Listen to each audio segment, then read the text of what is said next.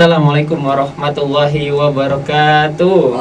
Waalaikumsalam warahmatullahi wabarakatuh. Kembali lagi bersama kita di Tahdu Takalum Bil Hudu. Jadi ngobrol santuy. Dan alhamdulillahnya pagi ini kita nih kedatangan dua pendakwah terkenal. Ini dua orang yang benar-benar super the best lah. Yang pertama nih ada Ustadz Ahmad sama Ustazah Rosi. Kalau boleh nih perkenalin ini dong diri dulu. Saya tahunya hanya Ustadz Ahmad sekilas. Dan kalau info-info yang saya dapat tuh Ustadz Ahmad pendakwah terkenal, prestasi banyak. Woi. Coba kalau dalam diri sendiri gimana perkenalannya? Ini dari mana dulu nih? Dari jenengan.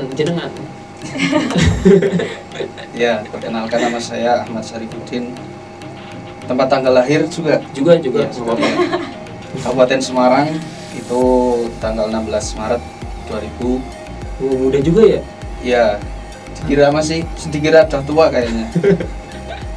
Kemudian untuk apa lagi ya? Profesi belum punya kerjaan. Iya, saya tahu maksudnya sekarang kegiatannya apa? Ya, masih mahasiswa juga sekaligus mondok di Pesantren Wali.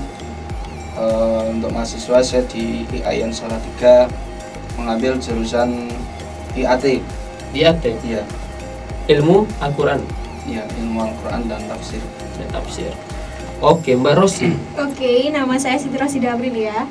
Saya dari manajemen dakwah IAIN Salatiga juga. Umur TTL? Harus pakai itu banget ya. Oke, 12 April 2000.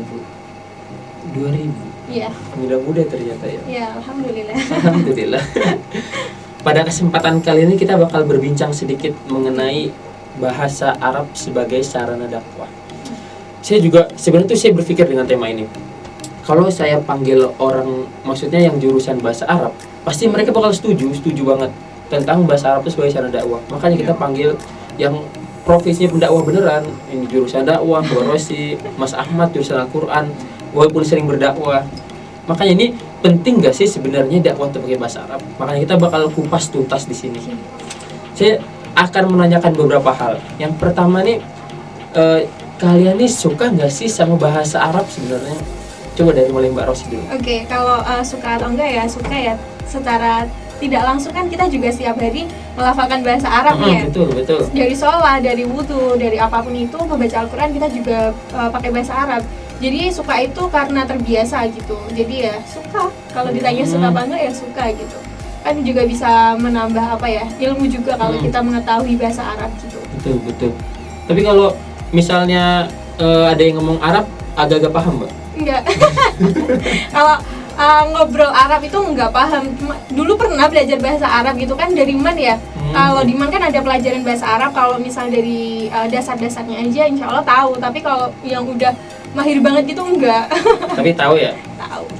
Kalau Mas Ahmad, Syekh, dipanggilnya Syekh, Ustadz, Mas, apa Om? Ya, seperti kita biasa di kamar gimana. Ya, kalau saya pribadi ya tergantung sih, Mas. Kadang saya suka tapi kadang saya merasa kurang suka. Kenapa? Karena ketika saya suka, karena ya mungkin sama dengan Mbak Rosi, saya dulu juga di aliyah, jadi ya sedikit-sedikit paham tentang bahasa Arab. Dulu juga sekaligus di pesantren kan ya untuk bahasa Arab atau bahasa asing lainnya kan diwajibkan bahkan setiap hari. Ya walaupun diwajibkan itu kok ya kadang-kadang masih melanggar gitulah kan. Yang ketika saya suka karena memang ya pada levelnya saya suka gitu loh. Maksudnya ketika bicara misal man anta min aina anta dan lain-lainnya ya saya nyambung gitu loh. Akhirnya kan saya menjadi suka itu loh. Tapi kalau untuk di tingkat yang lebih atas katakanlah bicara mungkin diskusi dengan bahasa Arab atau ya semacam komunikasi yang tertentu yang itu menggunakan bahasa Arab ya mungkin kurang suka karena memang saya ilmunya belum sampai situ. Ya mudah-mudahan bisa menjadi suka ketika ilmunya sudah sampai situ. Amin. Tapi dulu mondoknya di pondok salaf apa modern ya? Dulu modern. Iya, modern. Bahasa Arabnya ketat berarti kalau di modernnya. Ya mirip-mirip juga dengan Gontor sih karena memang dulu juga ada peraturan setiap hari juga berbahasa Arab. Kemudian ada muhadharah ya, muhadharah bahasa. Muhadharah bahasa Indonesianya? Muhadharah itu pidato dengan berbahasa yang itu ditentukan oleh pondok. Kalau dulu ada 3 ya, itu ada bahasa Indonesia, kemudian bahasa Arab dan bahasa Inggris. Jadi ada 3 bahasa yang digunakan. Berarti secara tidak langsung jenengan udah belajar pidato juga ya? Ya, alhamdulillah ada basicnya. Terus selanjutnya bahasa Arab itu seperti tema kita, itu bisa nggak sih dia jadiin sebagai alat dakwah? Ini pertanyaan yang pasti bakal ditunggu-tunggu pemirsa. Bagaimana Mbak Rosi? Bisa nggak sih? Ya sangat bisa, karena agama Islam itu kan rujukannya Al-Quran dan Hadis. Betul. Dimana Al-Quran dan Hadis ini menggunakan bahasa Arab. Jadi ya untuk sarana dakwah menggunakan ini ya bisa sih, karena ya itu tadi bahasa Arab itu bahasanya orang Islam gitu kan ya. Betul. Jadi untuk mengetahui esensi dari Al-Quran dan Hadis ini ya itu menggunakan bahasa Arab, kemudian ada orang yang mahir dalam bahasa Arab kemudian menerjemahkan seperti itu. Dan juga ternyata. Kalau gimana Mas Ahmad? Ya setuju juga dengan Mbak Rosi, karena memang bahasa Arab itu kan bagian dari agama kita. Iya, betul sekali. Ya ibarat sebuah kunci. Jadi bahasa Arab itu ya alat pembuka untuk membuka ya keilmuan atau ya segala sesuatu yang berhubungan dengan Islam. Karena ya kita tahu sendiri sejarah Islam itu kan berasal dari tanah Arab. Iya. Berasal dari sana, maka ya secara otomatis teks-teks keagamaan yang ada di kitab, yang ada di manapun itu ya pasti dengan bahasa Arab. Iya. Kemudian ya apakah bisa dijadikan dakwah? Tentu sangat bisa, karena ya esensi dari Islam itu sendiri adalah bahasa Arab. Jadi sangat-sangat bisa menurut saya. Iya. Itu kalau kata Umar bin Khattab tuh gini, ta'allamal arabiyah fa innaha nisfun min dinikum. Belajarlah bahasa Arab karena tuh sesungguhnya bahasa Arab itu separuh dari agama kalian. Kita tuh bahkan kalau ada penafsirannya, bahasa Arab itu Islam itu nggak akan afdol, nggak akan, maksudnya afdol tuh gimana ya? Nggak akan utuh menjadi Islam karena kalau nggak ada bahasa Arab. Itu gimana, setuju nggak sih? Ya setuju, karena itu tadi kan yang dikatakan Mas Ahmad, kalau Islam itu kan berasal dari Arab. Betul. Yang dimana dulu ya agama Islam itu menggunakan bahasa Arab. Rasulullah pun ngobrol sama sahabat sama yang lain ya pakai bahasa Arab gitu. Bahkan ada juga hadis kalau bahasa surga bahasa Arab tuh ya. Iya. Tapi kita belum tahu. Iya, karena belum bisa ya. Belum pernah ke sana. Iya. Terus apa mau ngomong? Ya hampir setuju dengan Mbak Rosi. Bukan hampir lah, sangat setuju. Ya ibarat orang luar Indonesia lah. Orang luar Indonesia mau belajar Indonesia ya salah satunya dengan belajar bahasa Indonesia. Iya. Iya benar. Ya ibaratnya seperti itu kira-kira. Saya paham. Berarti kalau kita mau mendalami Islam belajar bahasa Arab, gitu ya? Iya, termasuk seperti itu. Terus dakwah itu lebih efektif itu pakai bahasa Arab apa bahasa Indonesia? Dari aku dulu nih. Dari kamu. Oke. Kalau efektif atau enggak itu tergantung di mana kita berada gitu. Kalau misal kita dakwahnya sama ibu-ibu yang nggak paham bahasa Arab ya jadi nggak efektif kan, karena mereka nggak akan tahu apa yang kita sampaikan seperti itu. Kalau kita di di pondok yang modern yang sudah belajar bahasa Arab dan udah mahir bahasa Arab ya tentu saja efektif, karena itu juga bisa dijadikan pembelajaran oleh santrinya gitu. Jadi lihat situasi sama kondisi aja sih di mana kita berada gitu. Betul. Mengaplikasikan bahasa Arab. Kalau Mas Ahmad gimana tanggapannya nih? Ya kalau saya bisa-bisa saja asalkan ada perangkat lain yang bisa membantu memahamkan bahasa Arab itu sendiri, Mas. Saya kasih contoh misalnya. Banyak kan orang suka sholawatan gitu. Orang suka sholawatan, ada yang masuk grup Syahrmania, kemudian Zahirmania. Tapi saya yakin banyak di antara jamaah itu yang nggak tahu sholawatnya itu artinya apa. Betul. Iya. Nah, dari situ kan bisa ya kita lah mungkin bisa membuat sebuah konten ya di YouTube atau di media sosial lainnya, itu ya mengupload sebuah lagu itu ya, kemudian dikasih teks Arab aslinya. Nah kemudian ditulis artinya. Nah, Iya. otomatis kan mereka juga ya walaupun tidak tahu maknanya secara dalam, tapi kan setidaknya tahulah maksudnya ini sholawat ini isinya apa gitu. Nah, saya kira seperti itu. Mantap sekali mas. Berarti jenengan juga sering ngajar-ngajar salawat ya? Ujian di masjid. Terus kalau diundang salawat ke orang kampung gitu sering juga berarti? Ya, kalau di kampung belum pernah sih mas, karena memang di kampung kan sudah ada grupnya, sudah ada grup sholawat juga sudah ada grupnya. Hanya saya karena saya posisi nggak di rumah, mungkin di pondok kan ya otomatis belum bisa ikut ke grup itu, jadi ya belum ke sana. Tapi kalau di pondok sering ngajarin salawatan? Ya bisa jadi seperti itu. Alhamdulillah. Keren ya. Panutan. Terus kan sekarang zaman sekarang itu berdakwah tuh, oh jadi orang berdakwah tuh gak cuman datang ke masjid naik ke atas mimbar, assalamualaikum warahmatullahi wabarakatuh, kita harus jihad takbir. Ini nggak hanya ngomong gitu. Kita tuh dakwah sekarang itu bisa pakai HP buat status kan, status misalnya tentang Ustaz Abdul Somad, beliau nyampein apa kita posting, itu kan disebut dakwah juga.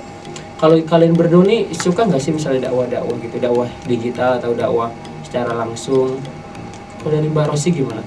Kalau ditanya suka apa enggak ya insya Allah suka ya, karena dakwah itu kan mengajak ke hal yang lebih baik gitu ya. Betul. Seperti yang dikatakan Mas Akna tadi, kalau misal aku cuma ngepost apa ayo sholat gitu kan, itu sudah sebuah ajakan ya. Jadi itu sudah sebagian dari dakwah. Atau mungkin aku bersedekah atau gimana, kemudian aku ngajak teman, itu juga menurutku itu sebagian dari dakwah gitu. Kalau ditanya suka dakwah atau enggak, itu ya jawabannya ya suka, karena dakwah itu kan mengajak ke hal yang lebih baik gitu ya, agar kita juga bisa bermanfaat untuk orang lain dan juga untuk agar bisa bermanfaat untuk diri sendiri. Kayak misal aku ngepost gini nih, ayo kita sholat gitu, atau enggak aku ngasih kata-kata mutiara dari siapa gitu, itu kan menurutku sudah sebuah ajakan ya, itu sudah sebuah dakwah juga gitu. Atau enggak kalau misal aku mau infak atau mau sedekah kemudian aku ngajak temanku, itu juga sudah merupakan dakwah karena itu juga ajakan gitu. Gitu. Kalau Mas Ahmad sendiri bagaimana? Ya suka atau tidak ya pasti suka, karena memang ya kita kan sebagai seorang muslim yang baik kan juga menyebarkan nilai-nilai kebaikan kepada semua orang. Sekali. Tapi ya itu tadi, kadang saya belum bisa melakukan yang saya sampaikan itu secara total, sehingga saya harus ya bisa melakukan dulu baru ya kepada menyampaikan kepada orang lain gitu. Jadi lebihnya dakwah untuk saya sendiri, baru kemudian ke orang-orang lain. Kira-kira seperti itu. Perbaikin diri dulu berarti ya. Ini saya mau nanggapin. Jadi kan ketika kita berdakwah misalnya lewat media sosial kata Mbak Rosi tadi, itu pasti kan ada orang-orang julid-julid gitu loh. Ini apa sih pria? Ini apa sih kok gini banget sih sosok agama. Iya. Itu bagaimana sih cara kita nanggepin orang-orang kayak gitu tuh? Kalau dari aku itu ya aku biarin aja, karena apa, kalau dipikirin terlalu dalam itu malah merusak diri kita dan mental kita ya enggak. Kita mau ngajak kebaikan ya, kalau mau diikutin ya silahkan, kalau enggak juga silahkan gitu. Jadi itu malah membuat kita semakin pikiran gimana nih gitu, malah kita sendiri yang bingung gitu, malah enggak sehat untuk diri kita sendiri gitu. Yang penting tugas kita tuh menyampaikan itu ya. Diemin aja, mau gimana juga terserah, kan kita juga nggak aneh-aneh gitu kan. Kalau Mas Ahmad sendiri gimana nih? Kalau saya ya yang penting adalah kesadaran diri dulu. Kesadarannya apa? Kesadaran bahwa semua manusia di muka bumi ini nggak ada yang suka dengan kita. Ada yang suka, ada yang enggak. Betul. Sekelas Nabi Muhammad saja masih ada yang membenci. Betul. Ya, pamannya sendiri siapa? Abu Lahab. Abu Lahab. Ya padahal siapa? Baru satu beliau ya Rasulullah, utusan Allah langsung tanpa perantara, tapi masih ada yang membenci. Ibaratnya kalau sekarang haters lah. Iya, haters. Jadi ya dimulai dari kesadaran itu dulu. Baru ketika kita sudah menyadari saya menyampaikan ini pasti ada yang suka dan ada yang enggak, ada yang pro, ada yang kontra ya. Ketika ada yang pro, oke, kita bisa senang. Tapi kalau ya ada yang kontra, kan belum tentu orang bisa menanggapi dengan sabar, dengan tabah. Nah, ketika kita sudah punya kesadaran ke situ, maka ya otomatis kita akan ya sama dengan Pak Rosi tadi, sudahlah kita diamin aja. Mungkin dia bisa katakanlah dapat ilmu, dapat hidayah dari orang lain selain kita, seperti itu. Jadi kalau di ayatnya tuh kan kita nggak akan bisa memberi hidayah, tapi Allah yang memberi hidayah gitu ya. Ya, benar. Terus dakwah, berbicara tentang dakwah lagi. Dakwah yang paling cocok untuk anak-anak muda milenial sekarang tuh dakwah seperti apa sih? Kan ada kalau kita baca-baca buku tuh ada Ustadz Hanan Ataki, itu beliau tuh dakwahnya di masjid dibuat wifi, ada tempat terus seputar yang seputar namanya skateboard sih. Ada dibuat skateboard, ada lagi misalnya kayak Ustadz siapa ya, banyak sih, ada Ustadz Felix Yau kan. Kalau dakwahnya ngajak orang-orang jalan-jalan sekalian dakwah, mungkin itu beberapa. Coba kalau kalian berdua gimana nih, dakwah untuk era milenialnya seperti apa? Dari aku lagi nih. Kan kanan. Oh gitu, oke. Dakwah yang cocok untuk saat ini, apalagi di generasi milenial itu ya menyebarkan video yang apa ya, yang seperti itu tadi kayak Ustadz Hanan Ataki atau siapapun itu, yang isinya itu sebuah ajakan di mana ajakannya itu sangat menenteramkan hati gitu ya. Karena kan banyak yang video ceramah itu tapi kadang ada yang marah-marah, ada yang menakut-nakuti. Tapi kalau menakut-nakuti lebih baik jangan dulu gitu. Karena apa? Mereka mau taubat, mau hijrah ke yang lebih baik, kita aja udah alhamdulillah. Kalau ditakut-takutin malah takutnya ini apa sih malah takutnya gitu. Malah takutnya malah menjauh, kok malah takutnya juga pikirannya malah jadi buruk, ternyata Islam kayak gitu iya, gitu. betul. Jadi ya yang mendamaikan gitu sih, membuat video kemudian bikin caption yang apa ya, yang bermanfaat untuk orang lain, yang mengajak ke hal kebaikan seperti itu, yang ngasih tahu kalau ini salah. Itu juga ada tips-tips yang baik sih menurutku gitu. Jadi nggak bisa langsung. Iya, jangan ditakut-takutin langsung, takutnya malah jadi nggak suka sama Islam kan, malah salah betul, lagi gitu. Betul banget sih. Coba kalau dari Mas Ahmad nih, yang udah sering dakwah untuk anak-anak muda, bagaimana cara paling efektif? Ya pokoknya ranahnya, karena zaman sekarang itu sudah ranahnya ke digital. Pokoknya semuanya itu serba digital lah. Kita mau beli mikrofon aja itu lewat online bisa, mau membeli apapun bisa, menjual juga bisa, mau kirim apapun lewat online bisa. Maka ya di situ peran dakwah juga harus bisa masuk ke situ, supaya ya, karena memang generasi milenial itu kan ya setahu saya kan pokoknya pengennya yang instan jadi gak ribet-ribet amat lah. Maka dengan adanya katakanlah dakwah dengan digital ini kan bisa membantu mereka untuk ya mengenalkan kembali ya agama Islam yang mungkin mereka terlalu sibuk dengan urusan lain sehingga melupakan agamanya sendiri. Ya, bisa dengan ya contoh-contoh yang sudah disebutkan tadi, atau dengan dakwah tapi secara tidak langsung, kayak misalnya membuat film. Nah di situ kan ada value-nya, ada nilai moral yang bisa diambil. Nah, selain itu juga apalah ya kreatif kita lah membuat konten itu seperti apa, sehingga ya kaum milenialis ini bisa mengambil sesuatu yang baik dari konten yang kita sebarkan itu. Subhanallah. Senang banget saya berbicara sama dua orang ahli surga nih. Hati serasa tenang banget. Banyak banget ilmu yang saya dapetin. Ini mungkin pertanyaan terakhir sebelum kita pamit nih. Abis ini amplopnya ada. Amplopnya aja Pak, ada isinya juga. Isinya ada, tapi dikit. Pertanyaan terakhir, apa pesan untuk anak-anak milenial sekarang, misalnya yang belum diberi hidayah gitu loh, supaya mereka mendapatkan hidayah tuh apa pesan-pesannya buat mereka? Mau langsung dijawab, berpikir dulu nih? Iya, langsung aja. Ya dari Mbak Rosi. Untuk kesan dan untuk anak-anak yang zaman sekarang ini, lebih kan sekarang era pandemi nih ya, lebih sering apa ya, pegang HP gitu kan daripada pegang yang lain. Jadi itu sih apa ya, banyakin nonton-nonton yang bermanfaat untuk diri sendiri, nggak cuma apa yang ditonton misal kayak drakor atau film-film yang nggak beragama Islam. Karena apa ya, melihat sesuatu yang beragama, maksudnya yang bersangkut paut dengan agama itu adem kok hatinya rasanya. Seperti kita ngobrolin ya, Iya. adem. Ada AC-nya juga ada. Jadi orang yang bermanfaat untuk diri sendiri dan juga orang lain gitu aja Mantap, sih. Bagus banget buat. Kalau dari Mas Ahmad sendiri, Ya poin intinya sama dengan Mbak Rosi, tapi yang terpenting adalah bagaimana kita itu mempunyai kesadaran diri untuk ya, karena kita itu siapa? Kita adalah umat Islam, bagi orang Islam ya. Iya, betul. Umat Islam, kemudian kita juga orang Indonesia.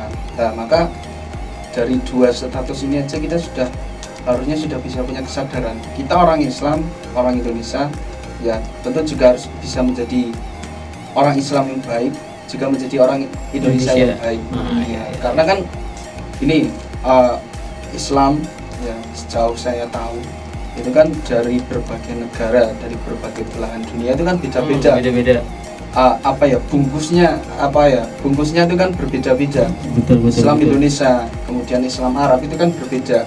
Maka yang paling penting ya bukan hanya kita mendakwakan Islam tapi nggak tahu ciri khasnya. Nah, maka dari itu ya kita harus mengenal Islam yang di negara kita itu seperti apa gitu loh. Karena kan banyak sekali tuh perbedaan. Bahkan fikih aja sampai 4 madhab berbeda kan. Iya. Itu kan juga salah satu indikasi Islam itu ya luas, universal. Jadi kita harus bisa mempelajari semuanya. Ya. Kemudian karena kita di Indonesia tadi, ya memang kita harus bisa menyesuaikan dengan tempat di mana kita tinggal. Kita berdakwah, oke. Berdakwah Islam, oke, tapi juga jangan lupa tentang nilai-nilai keindonesiaan seperti itu.